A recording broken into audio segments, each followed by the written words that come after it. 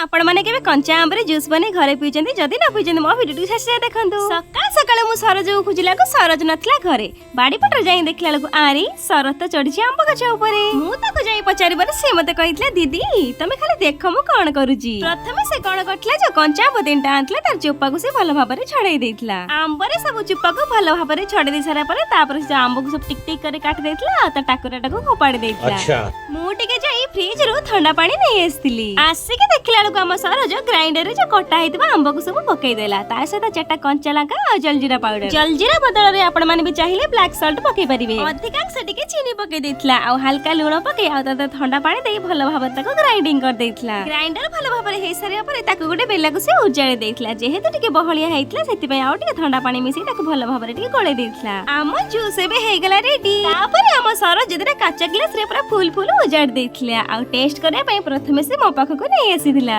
जेहेतु से प्रथमे मो पाखो नै आसला सेति पय मो आगरे टिके पी देथिली सत्तरे बहुत ही बढ़िया टेस्ट यार मो पी सारिबा परे मो आपांग भी नेगी टिके पी देथिली आपण माने भी थरे घरे एमिति ट्राई करंतु तापर मते कमेंट जानतु रहिली जय जगन्नाथ देखा नेक्स्ट वीडियो रे।